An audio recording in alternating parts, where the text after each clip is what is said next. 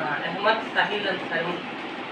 साहिल अंसारी हमारे आर्ट्स का विद्यार्थी और यहाँ कोचिंग में भी ये एसएससी का तैयारी किया था और अभी भारतीय सेना में सेवा दे रहा है। तो इनसे सभी विद्यार्थियों को इंस्पायर होना चाहिए और इस क्षेत्र में काम करना चाहिए, क्योंकि दूसरा जितना भी क्षेत्र में देखा हूँ हर जगह कुछ ना कुछ गड़बड़ी मेरे देखने को मिलता है ना। कहीं रिश्वत तो कहीं भाई भतीजावाद देखने को मिलता है, लेकिन भारतीय सेना में देखा हूँ अगर तुम्हारे अंदर काबिलियत है तो तुम निश्चित रूप से चले जाओ ना। और ये जो है वही 12वीं पास किया, उसके बाद कुछ साल तैयारी किया, 1 साल शायद, और उसके बाद सीधा इसका समीक्षा और वो इरफान है उसका वीडियो एक बार पहले डाल चुका हूँ। तो 12वीं के बाद ये सेना में जाने का आइडिया कब से आया और कैसे कैसे रूटीन कब से चालू किए हो तैयारी, हाँ 12वीं के बाद और क्या क्या स्ट्रगल फेस किए हो, ये सब थोड़ा सा बताओ। मैं क्या पढ़ना स्टार्ट किया 11-12 उसके पहले मतलब हम स्कूल जाते थे। सर जब आए 11th में अडवाणी में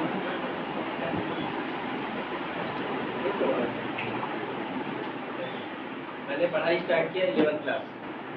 सर जब आए अडवाणी में, उस समय आत्मानंद नहीं अडवाणी नाम था, तब से मैंने पढ़ना स्टार्ट किया 11-12 जो आर्ट्स का बेस था, सर से पढ़ना स्टार्ट किया। उससे पहले पढ़ते नहीं थे, बस स्कूल जाते थे और आते थे। उस टाइम से पढ़ना स्टार्ट किया। फिर 2 साल मैंने सर से पढ़ा, यहाँ पे कोचिंग पढ़ा है ना। उसके बाद मेरा फिजिकल तैयारी चलता था रनिंग का अपना, फिर अटेम्प्ट देते गया, 1-2 अटेम्प्ट फेल हुआ मैं, फिर लास्ट अटेम्प्ट में सब कुछ मेरा क्लियर हुआ, भारतीय सेना में चयन हो गया मैं। फिर अभी 6 महीने की ट्रेनिंग कंप्लीट करके अभी आया हूँ और कल जा रहा हूँ सर में।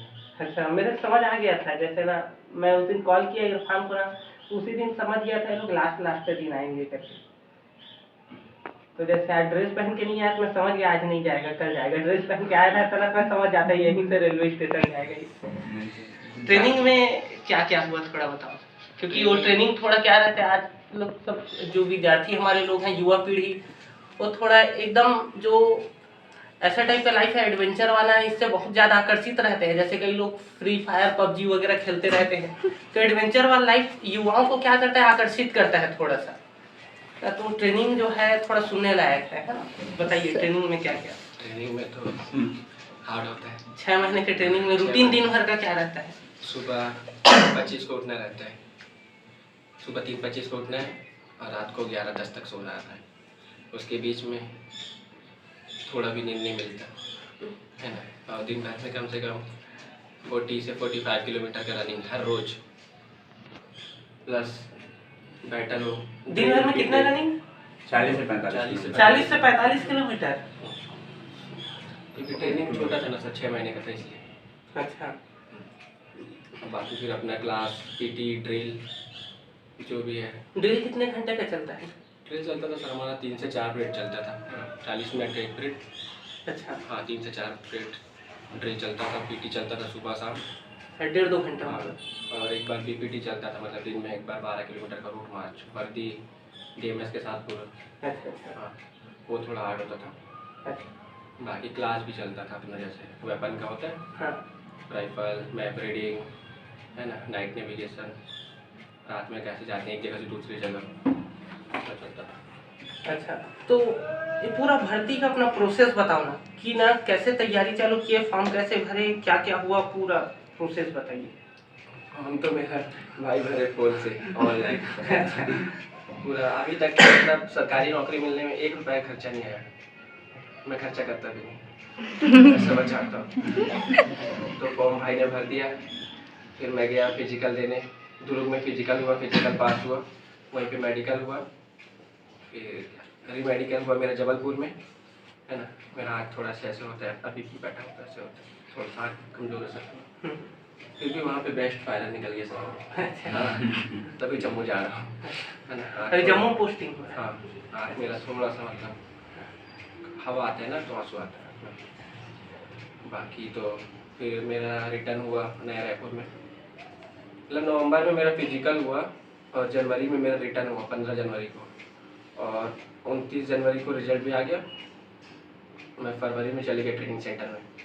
18 की 23 की। हाँ 23 फरवरी को ट्रेनिंग सेंटर में गया, और अभी आ गया 17 अगस्त को, 6 महीने की ट्रेनिंग। अच्छा, अभी कितने दिन का छुट्टी मिला फिर? 19 दिन की छुट्टी काट के मैं कल निकल रहा हूँ जम्मू के लिए। हाँ, सीधा डायरेक्ट जम्मू? सीधा जम्मू, कल ही पोस्टिंग जम्मू में। जम्मू में कहाँ पे? जम्मू में राजौरी सर। अच्छा, डिस्ट्रिक्ट है ना राजौरी पूंछ। अच्छा, वो पीओके पाकिस्तान से लगा हुआ एरिया है ना पूंछ? कोई बात नहीं, चलो बहुत बढ़िया है। और कौन कौन था ग्रुप में जब तैयारी कर रहे थे? तैयारी तो हम लोगों ने साथ में की है, शुरू से सीखा, इसे देख के मैंने शुरू किया कि कुछ होता भी है ऐसा।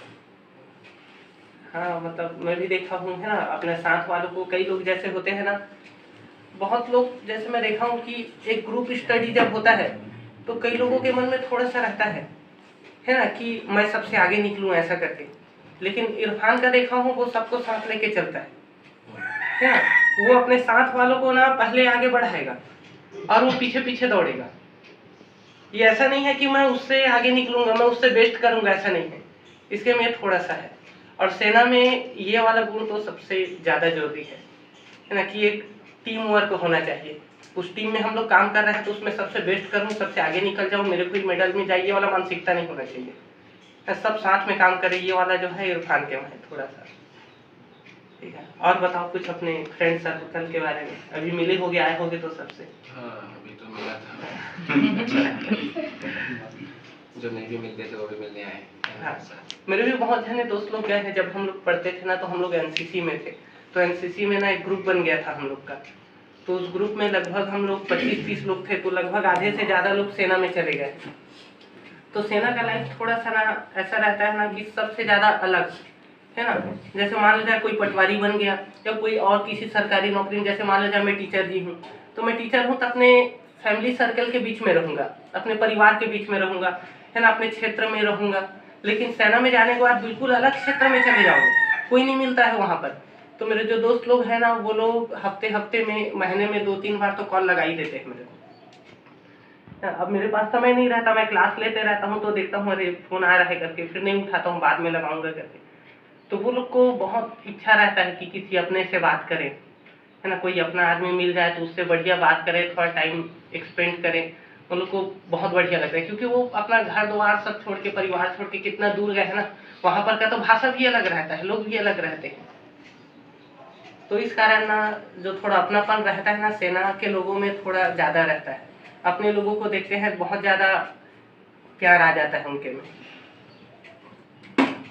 और बताओ अपने और आगे फ्यूचर के बारे में कि और क्या क्या सोचे इसके बारे में? फ्यूचर में हमारे टेस्ट होते हैं, बीच में मैं सुना हूँ सेना में टेस्ट भी होता है ना कई ठो, और वहाँ सेना से फिर और कई जगह जो है जाने का मौका भी मिलता है ना, जैसे कि फॉरेन में है ना ट्रेनिंग वगैरह करते हैं, या तो फिर कोई स्पेशल कमांडो में ट्रेनिंग करते हैं, उसमें सिलेक्शन होता है। ये सेना के लोगों के बीच से ही होता है, तो ऐसा कुछ स्पेशल सोचे हो क्या?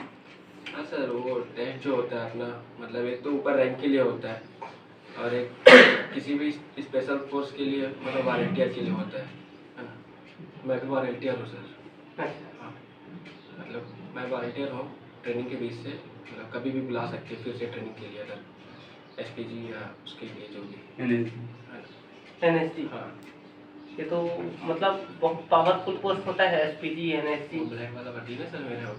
अच्छा, ब्लैक वर्दी है। हाँ, मतलब आर्मर्ड कोर में पहनते हैं वो, जो मैं हूँ ना। हाँ, टैंक में।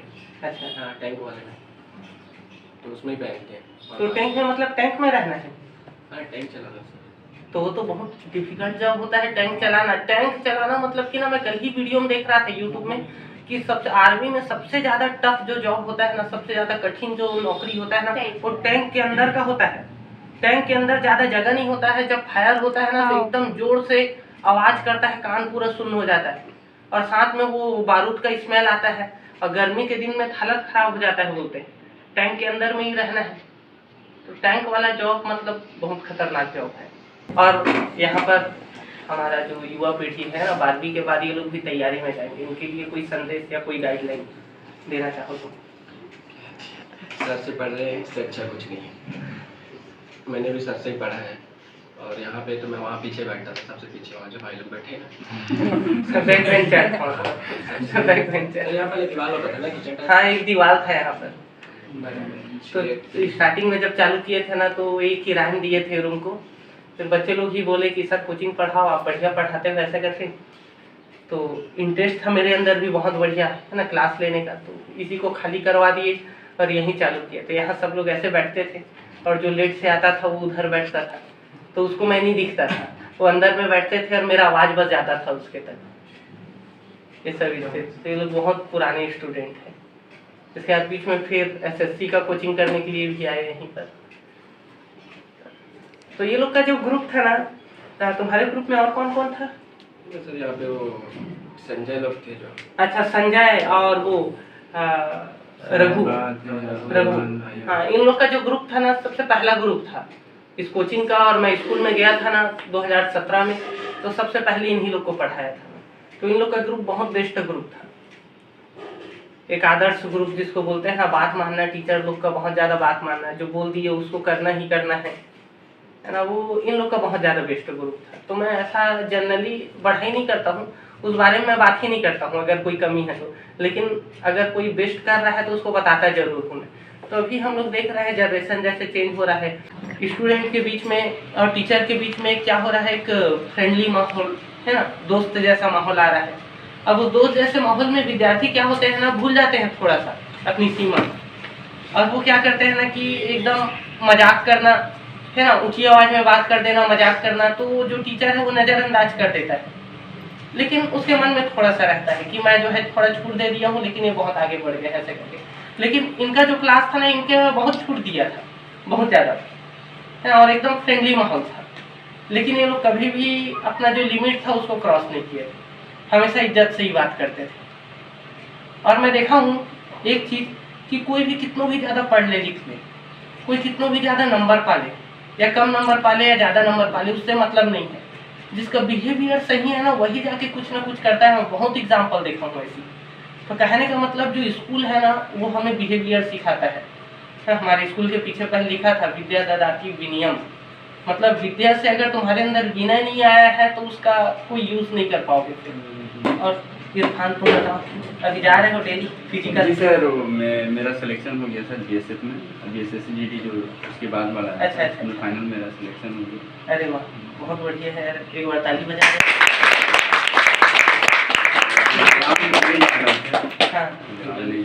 हाँ, ट्रेनिंग सेंटर मिल रहा है जहाँ तक सब कुछ श्रीनगर मिल रहा है, छत्तीसगढ़ में।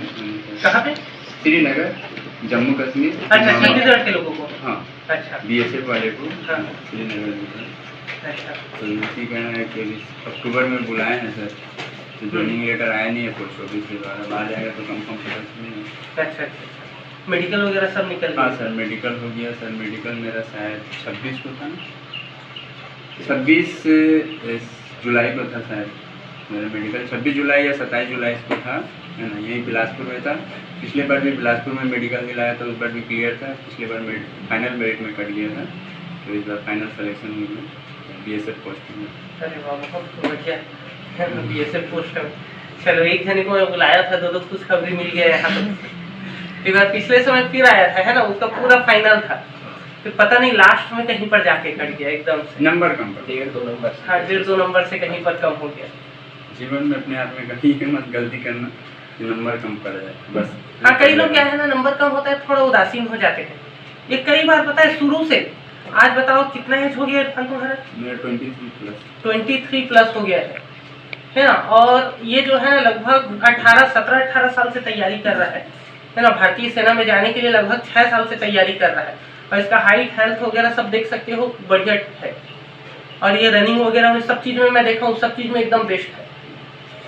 तो जो ऐसे ही हल्का फुल्का कई बार तो रहता है, किस्मत की थोड़ा सा तैयारी करते हैं लग जाता है। ये इतना तैयारी कर रहा था, एकदम बीच बीच में जाकर कहीं कहीं पे कट जाता था। तो ऐसे में क्या होता है, जब भी कोई व्यक्ति कुछ तैयारी करते रहता है, थोड़ा सा कहीं कुछ कर जाता है ना, तो वो उदासीन हो जाता है। और उदासीन होने के बाद फिर वो तैयारी छोड़ देता है ना, क्विट कर देता है, तैयारी छोड़ देता है, और फिर वो दूसरा लाइन पकड़ लेता है। ये 6 साल से लगा था, सोचो, और 6 साल प्लस हो गया है अभी, 23.5 साल, लगभग 23 साल प्लस होने वाला है, और अभी ये सिलेक्शन लिया है। तो कहने का मतलब ये है कि ना, किसी भी चीज़ को अगर एक बार ठान लिए हो ना, तो उसके पीछे एकदम पड़ जाओ हाथ धो के। अगर ये क्या है, एक बार 2 बार दिला था, 17 में तैयारी चालू किया, 17, 18, 19 भी ज़्यादा 20 तक देखता, क्योंकि इसके घर में यही कमाने वाला है ना, और कोई नहीं है। और बहुत जिम्मेदारी है इसके पास में, इसके भाई बहन का सबका जिम्मेदारी है, मम्मी पापा की जिम्मेदारी है। ये क्या करता, काम वाम कर लेता है, साइड बिजनेस कुछ चालू कर देता ना। चलो अपना तैयारी चल रहा है, थोड़ा बहुत साइड बिजनेस भी कुछ कर लेते हैं, या साइड में कुछ जॉब वॉब चालू कर देते हैं ऐसे करके। और साइड जॉब चालू हो गया और उसके बाद फिर पैसा इनकम आना हुआ, उसी तरफ ज़्यादा ध्यान देना चालू किया, फिर उसी तरफ का हो जाता है ना, उसी फील्ड का हो जाता है। तो ये ऐसा नहीं किया, सब चीज़ को कॉम्प्रोमाइज़ करके एकदम तैयारी की है। तो ये रिजल्ट देखो है ना अभी आप लोग के सामने। और बहुत स्ट्रगल किया है ना, मैं देखा हूँ बहुत शुरू से। कई लोग होते हैं शुरू से एकदम दोस्ती यारी में पड़ जाते हैं है ना, और फ्रेंड सर्कल गलत बना लेते हैं। जैसे शुरू से फ्रेंड सर्कल सही था, शुरू से मतलब जैसे ये कॉमर्स वाला है ना, साहिल तो अपना आर्ट्स वाला है ना। मेरी क्लास में भी पीछे ही बैठता था ये, ठीक है, बात करते रहता था पीछे भी बैठ के, मैं चिल्लाता भी था इसको। वो कॉमर्स वाला है, लेकिन कॉमर्स वाला होने के बावजूद भी जिसमें मेरे से बात करने आता ही था इरफान, और कुछ जो है पूछते ही रहता था। स्कूल में भी था ना, तो ऐसा नहीं आजकल जैसे है ना, कॉमर्स वाले हैं, साइंस वाले हैं, मैथ्स वाले हैं, ये लोग कोई मतलब नहीं रखते हैं दूसरे टीचर से, और मैं जानता भी नहीं हूँ उन लोग को। यहाँ तक कि तो हम अपने आर्ट्स वालों को ढंग से नहीं जानते, ये लोग बहुत अपसेंट वगैरह मारते हैं ढंग से, आर्ट्स वालों को भी हम लोग नहीं जानते। लेकिन ये जो था ना, इसको जब से मैं जा रहा हूँ स्कूल में तब से जानता हूँ इसको मैं, इरफान को। ये मिलने के लिए आता ही रहता था मेरे, सब कुछ पूछते ही रहता था। तो मेरे को लगता था कि भाई स्कूल में टीचर है हम लोग, तो स्टूडेंट लोग तो ऐसे ही आते हैं है ना, सर से बात करने का मौका मिलेगा ऐसा करके, तो मैं उतना ज़्यादा ध्यान नहीं देता था। फिर इसके बाद स्कूल छूट गया, इसका कॉलेज चालू हो गया, तो कॉलेज में भी जुड़ा रहा, तो मेरे को थोड़ा लगा हाँ ये कुछ तैयारी कर रहा है करके। और ये 6 साल का कड़ा मेहनत किया, और उसके बाद ये भारतीय सेना में लगा। तो एकदम मेहनत करने के बाद अगर जो जॉब मिलता है ना, उसका महत्व तो बहुत ज़्यादा रहता है, वो एकदम इंजॉयमेंट के साथ करता है। मैं कई लोगों को देखा हूँ कि माता पिता अगर बड़ी पोस्ट में है और वो थोड़ा जुगाड़ उगाड़ लगा के अपने बच्चे का कहीं लगवा देते हैं, वो इतना बढ़िया आरामदायक कुर्सी में बैठने वाला नौकरी उसको मिला है, इसके बावजूद वो क्या है, वो खुश नहीं रहता है। और लोग इतना मेहनत करने के बाद उस पोस्ट में पहुँचते हैं, तो इतना डिफिकल्ट जॉब है BSF का और आर्मी का तो अलग अलग प्रकार का जॉब होता है, लेकिन ये जो टैंक वाला बता रहा है ना साहिल, ये सबसे ज़्यादा टफ जॉब होता है भारतीय सेना में। लेकिन उसको भी ये लोग एकदम इंजॉय के साथ करेंगे और बहुत निष्ठा के साथ करेंगे, क्योंकि उसके लिए बहुत मेहनत की है लोग। और छुट्टी कैसे कैसे मिलता है कुछ पता है? तो साल में 30 दिन की छुट्टी है। साल में 30 दिन का? अभी मैं 19 दिन की छुट्टी लेकर आया था, तो फिर मैं आऊँगा दिसंबर में 11 दिन की छुट्टी। 11 दिन का और मिलेगा। और यहाँ BSF में कैसा टाइप का है? सर उसमें 60 दिन की छुट्टी रहती हाँ, है। 60 दिन का मैं भी सुना था ये। और 15 दिन ईयरली छुट्टी रहता है, मतलब फेस्टिवल छुट्टी करके। अच्छा। 75 हो जाता है, और कुछ 4-5 एक्स्ट्रा छुट्टी रहता है इमरजेंसी कुछ। अच्छा 79 समथिंग छुट्टी। अच्छा 79 डेज का एक साल में छुट्टी है, मतलब लगभग 3 महीना 10 दिन लगभग कुछ है ना? 2 महीना, सॉरी 2 महीना 10 दिन कुछ लगभग छुट्टी है। बढ़िया, अच्छा खासा छुट्टी है ना ये भी। और कुछ शेयर करना चाहोगे अपना तजुर्बा? हाँ सर, मैं बोलना चाहूँगा कि जो भी करेंगे, चाहे किसी भी फील्ड का तैयारी करेंगे, जब तक मान नहीं देते उसको तब तक छोड़ना नहीं है। और कोई भी हो, किसी भी चीज़ से हो, मोबाइल से काफ़ी दूर रहो है ना, लोगों से बहुत दूर रहो है ना, मोबाइल से लोगों से दूर रहो, और किताब के पास रहो है ना। प्यार करने के लिए किताब है, और किताब से जब मोहब्बत हो जाएगी तो कुछ अच्छा नहीं लगेगा, कुछ अच्छा नहीं लगेगा, ना खाना ना पीना ना सोना, सब आपका हराम है। ये बहुत बढ़िया चीज़ बोला है भाई। देखो है ना, एक चीज़ ध्यान से सुनो, जब हम लोग ना छोटे थे है ना, हम लोग जब 10वीं में 12वीं में पढ़ते थे, तो ना कोई सफल व्यक्ति ऐसी आता था और हम लोग को ना कुछ बताता था, तो हम लोग को उतना ज़्यादा समझ में नहीं आता था, क्योंकि उस समय क्या था, हमारे अंदर थोड़ा सा बचपना था। लेकिन जैसे हम 12वीं से निकले ना, तो हमको धीरे धीरे सब समझ आने लगा। पहले तो हम हंसते थे, उसके बाद में है ना, और उसकी जो सफलता है ना, उसको उतना ज़्यादा हम महत्व नहीं देते थे, क्योंकि हमको पता नहीं है कि कितने स्ट्रगल करने के बाद वो मिला है। लेकिन इसके बाद जब हम 12वीं के बाद गए और हमने देखा कि बहुत सारा BE वगैरह किए हैं मेडिकल साइंस में। अभी पता है तुम लोग को, अभी मैं वीडियो देख रहा था कल यूट्यूब में है ना, आप जैसे कि इरफान बताया, बहुत बढ़िया चीज़ बताया कि मोबाइल से दूर रहो ऐसा करके। एक चीज़ मैं बताऊँ, मोबाइल से मैं खुद दूर नहीं रह पाता, दिन भर अब देखो स्कूल से कुछ ना कुछ मैसेज आते रहता है, स्कूल का मैसेज देखना है, कोचिंग का मैसेज देखना है, इसके अलावा आप मोबाइल पकड़ने का आदत हो गया है तो मोबाइल से तो कुछ ना कुछ देखते ही रहते हैं फिर तो ये ना मतलब ये ऐसा चीज़ बोला कि मेरे को भी उससे कुछ सीखना चाहिए, है ना, इरफान से। ऐसा नहीं है कि ये स्टूडेंट है मेरा, मैं इसको पढ़ाया हूँ तो यही मेरे से सीखेगा। सबसे इम्पोर्टेंट है कि अगर कोई व्यक्ति ध्यान से किसी की बातों को सुनता है और उसके बाद को आत्मसात करता है अपने अंदर के घमंड को मार करके, वही आगे बढ़ेगा। अब तुम ये सोचोगे ना मैं टीचर हूँ, मैं ऐसा करूँगा, मैं कुछ सब मेरे नीचे ऐसा करके, वो वहीं तक के हो, फिर तुम कुछ नहीं कर पाओगे। मैं इन लोग को पढ़ाया हूँ, आज ये लोग क्या हैं, इतने बड़े पोस्ट पे चले गए हैं, इतने सम्मानित पोस्ट पे चले गए हैं, है ना। मैं भी शिक्षक हूँ, लेकिन अगर एक रोड में, है ना, या कहीं बाजार में हम दोनों जने खड़े रहेंगे तो इसका सम्मान ज़्यादा रहेगा, क्योंकि शिक्षक का कमी नहीं है यहाँ पर।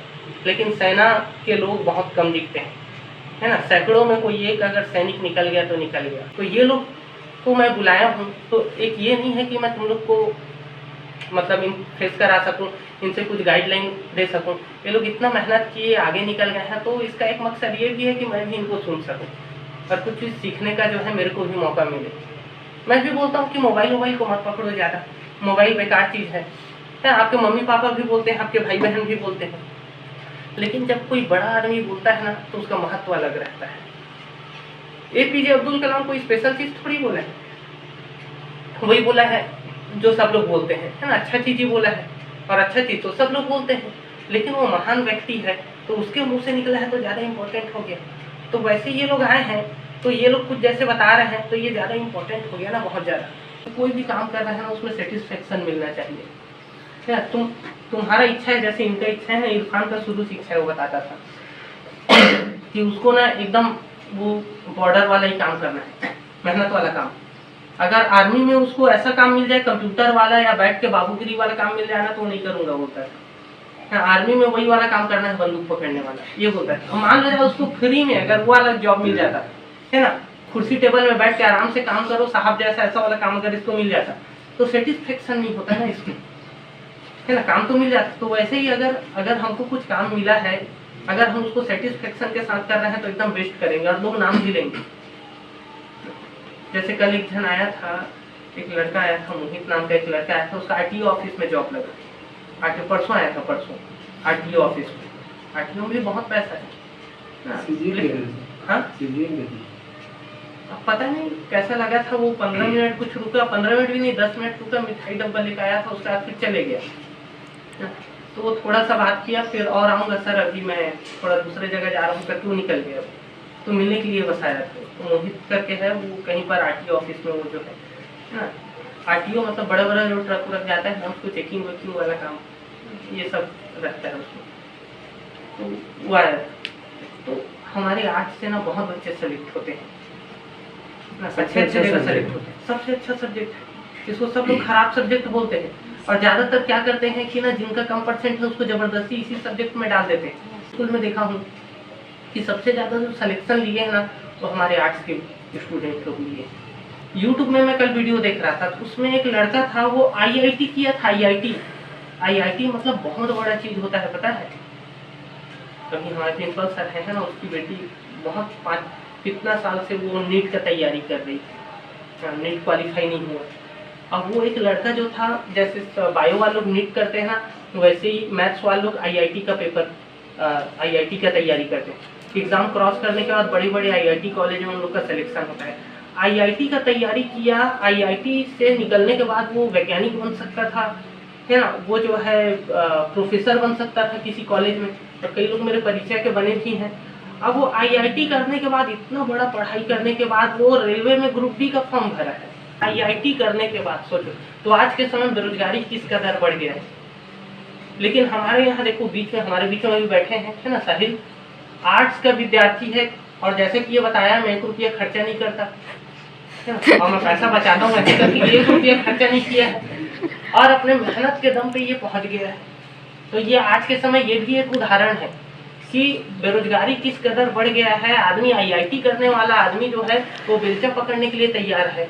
इतना बड़ा वैज्ञानिक जो चंद्रयान में शामिल हो सकता था अभी, है ना, वो बेलचा पकड़ने के लिए तैयार है। इतना बेरोजगारी है, लेकिन अगर सही तरीके से सही डायरेक्शन में किसी के मार्गदर्शन में अगर काम करो और कई प्रकार का जो युवा अवस्था में हमारे सामने कई प्रकार का जो बुराइयां आता है, उस बुराइयों से थोड़ा अगर दूर रहो तो कोई बहुत बड़ा बात नहीं है ना। ये साहिल का जो स्ट्रगल है ना, ये हमको सिखाता है। और वैसे इरफान का अगर हम बात करें तो बहुत जगह गिरोगे तुम लोग, बहुत जगह ठोकर खाओगे, लेकिन जब तक कुछ नहीं मिलता है तब तक एकदम हाथ धो के पीछे ही पड़ जाओ, है ना, एकदम पीछे पड़ जाओ उसका। और सोचो 23 साल में तो क्या होता है, अगर ये लास्ट एज था इसका, है ना, 22-23 साल के बाद तो सेना में भर्ती भी नहीं होता, लास्ट एज था इसका। और मान लो जाए, है ना, ऐसा नहीं हुआ, लेकिन अगर हो जाता, अगर इसका ये वाला अगर चूक जाता तो 6 साल बर्बाद होता ना, 6 साल। और 6 साल कोई छोटा मोटा समय नहीं होता है। अब इसको कुछ भी काम करना है तो शुरू से चालू करना पड़ेगा। फिर इसको कोई भी काम करना है, बिजनेस करना है, कहीं नौकरी करना है, तो एकदम शुरू से 4000, 5000, 6000 से चालू करना पड़ेगा। और जिंदगी भर एक फेस दिमाग में अलग से रहेगा कि मैं कुछ नहीं कर पाया, मैं कुछ नहीं कर पाया, मेरा दोस्त देख वहाँ पर निकल गया। आज भी ताना मिलता था। हाँ, ये बहुत बड़ा चीज है ना। घर में देखो सुना रहे हैं तुम लोग को, अरे कब तक तैयारी करेगा रे, पैसा कमा। अभी लड़के लोग हैं, अभी 12वीं पढ़ रहे हो, घर वाले एकदम फ्री छोड़ दिए हैं तुमको, लेकिन देखना 12वीं के बाद पैसा कमा के लाना पड़ेगा तुमको। और ज़्यादा से ज़्यादा घर का स्थिति है, हम लोग तो 12वीं के बाद से चालू कर दिए थे, है ना, कोचिंग पढ़ाना। अगर घर की स्थिति अच्छा है तो कॉलेज तक थोड़ा सा पढ़ाई करोगे, लेकिन उसके बाद फिर घर वाले प्रेशर देना चालू कर देंगे। अब ये लोग तैयारी कर रहे थे, है ना, इसके बावजूद घर वाले जो है, अब ये काम भी करता था, ऐसा बात नहीं। मैं 8वीं क्लास से काम कर रहा हूँ। 8वीं क्लास से काम करता है। प्लास्टिक वाला सामान देखते हो ना, सब बिछा के बैठे रहते हैं, है ना, ये सब भी बेचा है ये, है ना। एकदम ऐसा नहीं कि एकदम घर वाले फुल इसको दे दिए हैं मौका, हाँ बेटा अच्छे से पढ़ाई कर, ऐसा नहीं है ना। अपना खर्चा निकालता था, घर में भी थोड़ा बहुत देता था। प्लास्टिक वाला चिल्लर उल्लर जो सामान ही है 10-15 रुपए का, सब बिछा के बैठे रहते हैं, ये वाला भी सामान बेचा है। और जब एकदम ग्राउंड लेवल पे काम करोगे ना, एकदम छोटा काम करोगे ना, तब तुमको महत्व पता चलेगा जिंदगी का। और अभी क्या है, तुम लोग 12वीं पढ़ रहे हो, है ना, या तो फिर अपने पिताजी का कोई काम है तो उस पिताजी के काम को संभाल रहे हो वहाँ पे, है ना, सब जमा जुमाया मिल गया है, थोड़ा सा जा रहे हो दुकान में, पैसा मिल जा रहा है। तो यहाँ पर जब तक हमको ऐशो आराम मिलते रहता है तब तक हमको पता नहीं चलता है कितने स्ट्रगल करना है। जैसे रास्ते में है ना, एक रास्ता है, वहाँ पर मैं फूल बिछा दूंगा तो आदमी आराम से चलेगा, और उसी जगह मैं कंकड़ पत्थर रख दूंगा तो आदमी उछल कूद करते करते जल्दी चलेगा, अरे रास्ता खराब है ऐसा करके। तो जो कंकड़ पत्थर होता है रास्ते का ना, वो स्पीड को बढ़ा देता है हमारा और जल्दी मंजिल तक पहुंचाता है। तो वैसे ही ये लोग हैं जो कंकड़ पत्थर के रास्ते में चले, रोज सुबह 4 बजे उठना, है ना, और फिजिकल एकेडमी जाना डेली। किसको शौक नहीं है आराम से उठने का। संडे को मैं छुट्टी दे देता हूँ, है ना, कई बार काम रहता है तो देता हूँ, कई बार नहीं रहता है तो यार काम है बोल देता हूँ और दे देता हूँ। और आराम से उठता हूँ 7 बजे, है ना, आराम से 7 बजे 6:30 बजे तक उठता हूँ। तो किसको शौक नहीं है आराम से उठने का। तो ऐसा जिंदगी तो सब लोग जी रहे हैं। अब ये देख, इरफान जो है ये 6 साल तक तपस्या किया है, रोज सुबह 4 बजे उठना, फिजिकल एकेडमी जाना, बिल्कुल समय नहीं इसके पास। और जिस दिन फिजिकल एकेडमी नहीं आया उस दिन समझ जाओ कि ये पक्का कोई बड़े काम में फंसा हुआ है। ऐसा नहीं कि आराम कर रहा है, ये हो गया 1 हफ्ता गया ना और 2 दिन रेस्ट करूंगा, ऐसा नहीं, ये कहीं कुछ दूसरे काम में गया हुआ है। तो एकदम भागा दौड़ी वाला जिंदगी, हलाकान वाला जिंदगी, ये सब ये लोग अभी झेल चुके हैं और बढ़िया एकदम आराम से इत्मीनान से अपना जॉब। एक बात बोलूँगा सर, देखो मैं बोलना चाहूँगा, दोनों है जो है ना 10th बैक किए हुए हैं, मतलब हम दोनों 10th रिपीट किए हैं ना। तो आप लोग 10th भी फर्स्ट टाइम में पास आउट हो, तो हम दोनों से आप लोग अच्छे स्टूडेंट हो। उसके बाद हम लोग यहाँ पहुँचे, है ना। हाँ, तो आप लोग तो और आगे निकल सकते तो हो, आप लोग और आगे जा सकते हो। हाँ, मैं भी 10th रिपीट किया हूँ और ये भी 10th रिपीट किया है। हम दोनों साथ में 10वीं पास किए और साथ में 10वीं फेल भी हुए थे और साथ में 12वीं भी किए हैं, है ना। एक्चुअल में ये पढ़ने के कारण ये छोड़ दिया था, ग्रेजुएशन नहीं किया, फिर मैं ग्रेजुएशन कर लिया था, मेरा ग्रेजुएशन कंप्लीट हो गया। तो इसलिए मैं बता रहा हूँ आप लोग और अच्छे स्टूडेंट हो। हम लोग क्या है 10वीं रिपीट किए हैं ना, सोच सकते हो कि जब 10वीं में फेल हो सकता हूँ, मैं आज भी अपने आप में मानता हूँ कि मेरे को आज भी पेपर मिलेगा तो मैं आज भी लिख सकता हूँ बिना पढ़े हुए, मैं पास हो जाऊँगा।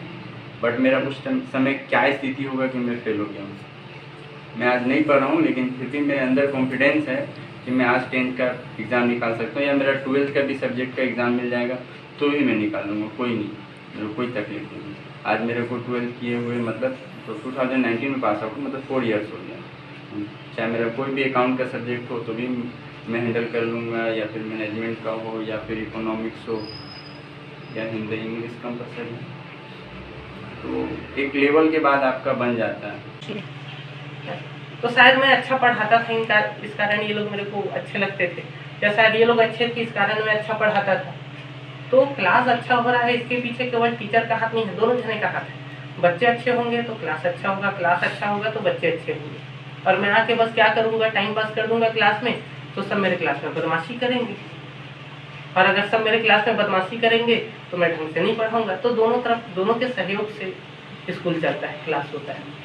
तो क्लास में जो है बहुत अच्छे से आपको पढ़ना है। 12वीं ज़्यादा समय नहीं है, 4-5 महीना और बचा है, और 4-5 महीने के बाद है ना, ये बहुत बढ़िया रूटीन आपको बता दिया है। मैं बता रहा हूँ, इधर उधर ध्यान मत देना। 2 चीज़ है मात्र, अगर आपको यही काम करना है इसी जगह पे तो ITI कर लेना।